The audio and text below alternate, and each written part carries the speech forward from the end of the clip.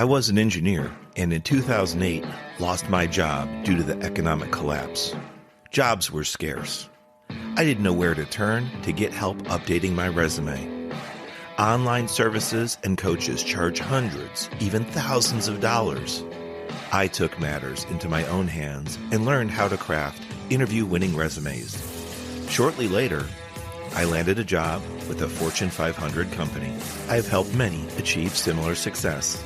Now I share my tips to create interview-winning resumes, interviewing excellence, and high-performance growth strategies on my podcast, Career Growth Made Easy.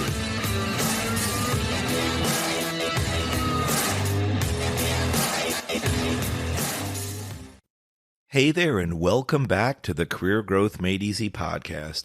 I'm your host, Craig Ansell. We're up to episode 120. Where did all my time go?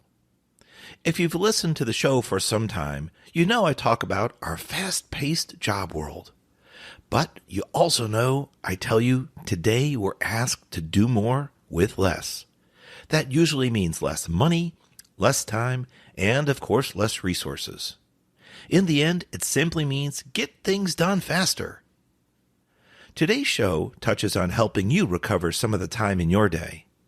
We're going to take a look at time management. When I speak to business owners of both large and small companies, there's usually a common complaint. Either I don't know where all my time goes, or I wish there was more time in the day. Sometimes we need to take a step back and ask ourselves if we know what we do each day.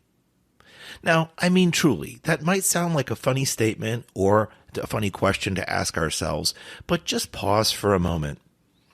If you've ever gotten through the day, or even half the day, say lunch is rolling around, break time is rolling around, and you feel exhausted, you feel like you've put in, hours worth of work, and then you look and you see you haven't accomplished much, you kind of wonder what happened to the day, where your time has gone, then this episode is for you. What we're trying to get at today is to find out if all the activities that you and I do, if they're adding value, if they provide value to your company, to your team, and ultimately contribute to the end product, the end service, and provide value to your end customer. Now, many of you may not be in a situation where you're connected with the end customer. That happens a lot, especially as companies grow and they upsize. That means there are more cogs on the gear, more spokes in the wheel. So we simply aren't touching base directly with our end customer. We might rely on customer reviews, customer feedback, social media comments, or it could be something that your company does. They put out a regular newsletter or have team meetings, and they let you know how sales are going, what the pulse of the customer is, which way they're trending. Sales are up, sales are down. Do they give you feedback? But in the end, we all have to work together and provide some type of value. After all, that's why we were hired, each of us to do our specific task, our specific activity. It doesn't matter what role you have, whether large or small, we should all be contributing to the bottom line, helping our company, in the end, helping our end customer survive and thrive, give them products, give them value, give them services and goods that they need. With all that said, let's explore one tool that can help you review your workday. And you know what? We're going analog. Yeah, I said it. We're going back to the dark ages. We're going before black and white TV. We're going back to, I'm going to say it, a pad of paper and a pen. Okay, you could use a pencil. But we're trying to stay away from electronics. We don't want to use our smartphones, our computers, our software for what we're about to do. And there's a specific reason why. We can get distracted by those items. There's always a message. There's always an email. There's always an update. There's always something, a reminder on our phones, a calendar appointment coming up. And when we do this exercise to help you review your workday and hopefully gain back some of your time, we're going old school, paper and pen. Here's the deal. It's super simple exercise. You may have heard of it before, but I think it's well time to break it out again because I'm just hearing too much in the industry, too much out there in the job world where people are trying to do too much in one day and they can't get it done. what you're going to do with your pen and paper. You're going to log down from the minute that your workday starts. You're going to log down every 30 minutes what you spent a majority of your time on. Now, this is just high level, and so that means we don't need the details, and I want to give you a couple examples. If you spent a majority of your 30 minutes, that means greater than 15 minutes, working on emails. We're not worried about who you sent the emails to. We're not concerned with which specific departments or any particular people you interfaced with, or did you just read all your emails and categorize them? Did you respond to your emails, or are you just creating drafts to prepare to send later? None of that is important. It's just about the activity. So for the first 30 minutes of the day in this example, let's say you spent 16, 18, 20 minutes, or the full 30 minutes, you would put down email. That's it. Then the next 30 minutes, boom, it's time for another note. After you've gone through this for a full day, you take a pause at the end and just look down on the paper and see if anything is glaring, anything catches your eye. There seems to be repeat activities you're performing, or, maybe everything's well balanced, don't know. So from then on, you do this activity for the next day and the next. You should cover at least one full week. If nothing at the end of that week stands out as what I'll call a time suck, something that's pulling you away from being productive, or it's an area you spend your majority of your time doing, if nothing stands out, it might be time to repeat this activity, yes, for a second or third week. It's kind of fun, and it's really kind of simple. If you're mobile and you move from place to place in an office or you travel, just keep that small notepad with you, pop it out. Okay, I'll let you have a 30-minute reminder on your cell phone, your smart device, just for it to ring, and then go right to that pad and paper. Do not get distracted by those things I mentioned. Calendar appointments, notes, text messages, Snapchat updates, social media, anything. Email, of course. It's all there. You must first document what you did for that last 30 minutes, what you either know minute by minute you did, and that took up majority of your time, or if you want to, a gut check. I feel like I spent most of that time doing this.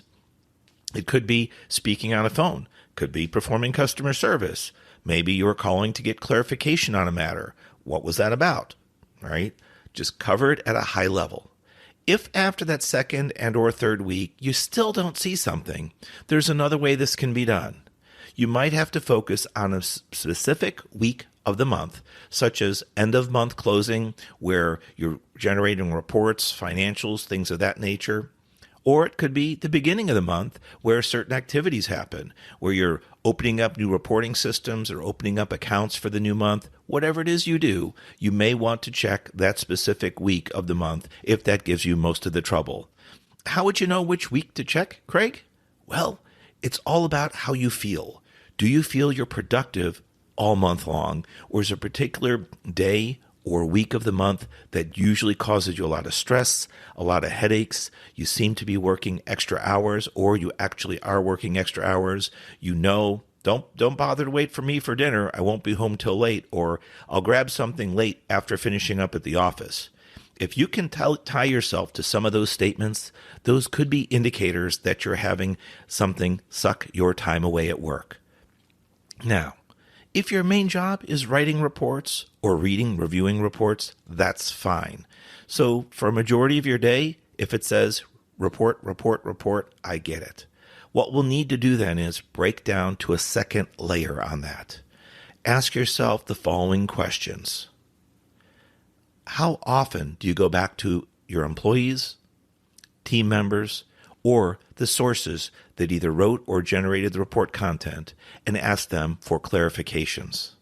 How much Q&A, question and answer, how much back and forth goes on?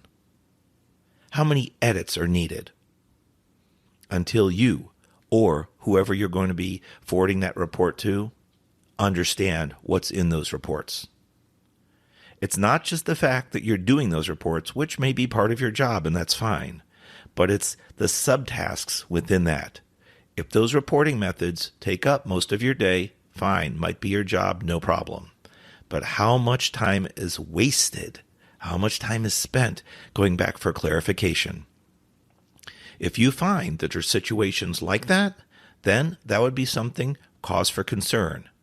If you can get a more cleaner approach to communicating, possibly you would then spend less time with clarification, minimizing your need for back and forth conversations, back and forth communication, and eventually get to the point where there's minimal to no requests for backup information because the reports, the data are pretty thorough and pretty accurate the first time.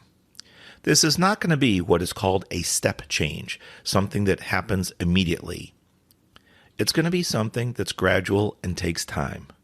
But whether it's reports or anything else that you do, if there's something that is taking a majority of your time and you feel that it is not an area you're productive in because you feel overwhelmed, you feel like you don't know what you did that day, that week, that month, that would be a great area to run this simple tool, this simple analog test, as I call it, with your pen and paper. Again, the reason why this episode came up is because it's not only happening to you and I, it's happening to a lot of our business leaders out there. Not only themselves, but their team members are reporting overall frustration, overwhelm. If there's anything that we can do, even using this simple tool, this analog tool, if you will, pad and paper, it could help you get back minutes in a day, hours in a day, or hours in a week, and reclaim some time for you to get back to doing the things that are effective and add value to your job. Now, going to take a twist on the last part of this episode. We talked about adding value to your job and seeing where most of your time is spent. Here's something that might be a little bit of a head scratcher for you. Do you know if all the activities that you're doing are truly providing value? I'm going to pause a moment there. Do you really know that all the activities that you're doing are providing value to your company, ultimately to your end customer? Here's something funny that happened to me. There was a project that I worked on, and its job was to generate a report to provide information on the costs of products and services that our company offered. And we focused on a specific type of service. Well, that project went on for about 2 years, and the email distribution slowly increased as people became interested. At one point, the reporting stopped because we had other projects that were higher priority, and so therefore there was a pause in the circulation of that report, hence a pause in sending out that data, that quantitative analysis. What's funny about it? After a few months, and there was time to go back to work on that project and send those reports out, not one person during that time frame asked, "Hey, I need my update on. Hey, I noticed the email wasn't sent out on the regular basis. How's the project doing? How are our financials looking? Did we improve on any of our scheduling? Have we compressed any of our time so that we can provide the product or service at a faster rate to the customer, possibly saving them money and time as well?" None of that happened. What I felt the underlying message was from that report was unnecessary, at least the frequency with which I was generating it. Let's say that report was weekly, maybe it could go to bi-weekly or monthly. How about quarterly? Semi-annually? I know, annually, just to give an update to the management team, right? Well, it was time to ask the question to the team. Maybe you hold a 10-minute focused timed agenda meeting and you ask, is there an interest in me continuing to provide this report? If you don't get responses or it doesn't seem to provide value, that is something that indicates to you that maybe that report, maybe that process, that task is not providing value and it's unnecessary. Now, when we start our jobs, there's probably a list of requirements and expectations. But as time goes on, how often do we go back and refer to those job descriptions, those job postings and listings? We start to get a feel for our job and kind of do it out of confidence.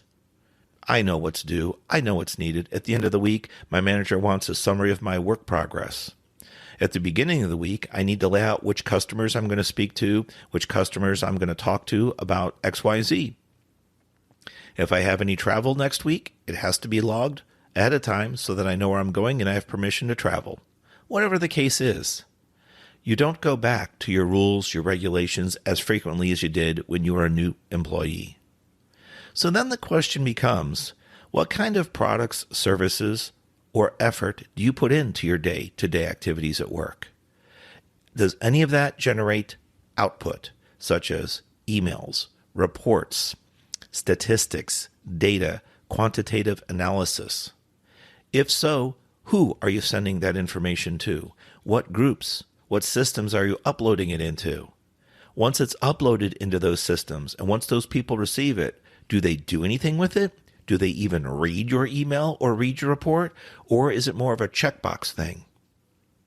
Now, there may be some requirements for certain reports, certain activities to be done, especially when it comes to audits from external companies, and there's a thing called checks and balances. This has to happen so that that can happen, and they should check and balance out each other so we have a comparison of two viewpoints. That's fine. If a report's necessary, even if it's not read by many, and it's just there to be generated so that it can be referenced, that's one situation. But I wonder, even for myself, what are some activities that I'm doing that keep me busy, but not productive? I just wanted to have this episode out there to give you some food for thought, maybe to question yourselves and kind of scratch your head when something comes up. Wow, I had no idea using the pad and paper method that I was actually spending a majority of my day working on email. Now that I know that, how effective am I working in email? Am I overloaded? Does my inbox steadily grow? Or am I able to nibble down at it and get it down to a manageable rate every day or every week? If it's reporting, I've already talked about that. Think about it. Do the input sources that give you data generate information that's valuable to you so that you can provide a final, summarized output? Is that data still needed since you've been doing this task or activity for so long? Maybe things have changed within your company, and you could ask your team to get together and say, hey, who uses this information? What's the original purpose? Has that purpose changed? And here's a better one. Is the need for that item, whatever it is, report, data, output, service, product, whatever, is the need still there?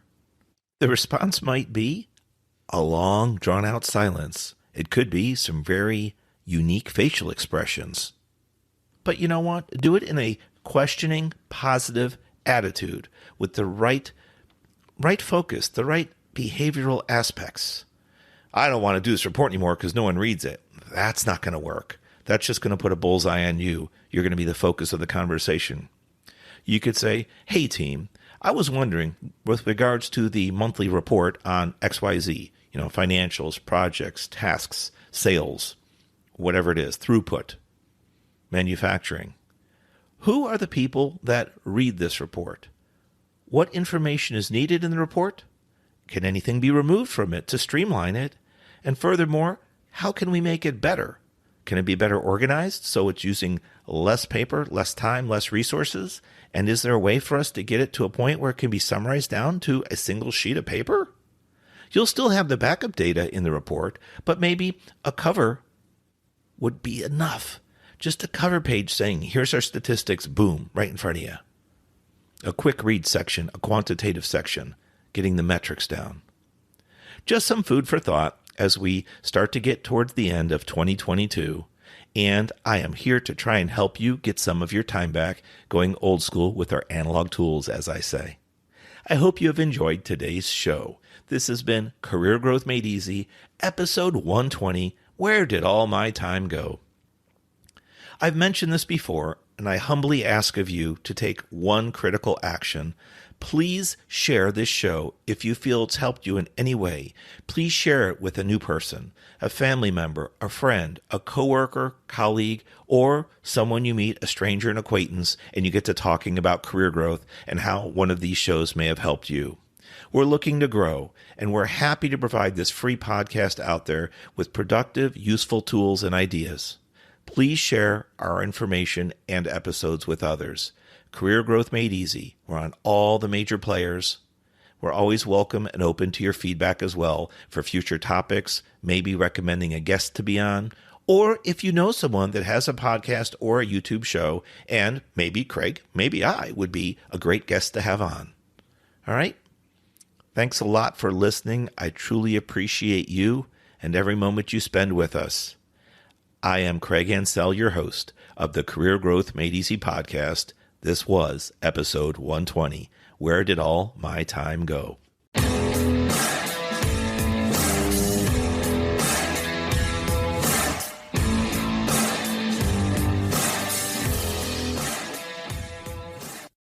Thanks for watching. If you've enjoyed this episode, be sure to subscribe to our channel. New episodes every Monday. In the meantime, why don't you follow us on social media at Craig Ansell on Facebook, LinkedIn, and Instagram. To book a coaching appointment, download our free guides, or join our email list, check out the links in the description below.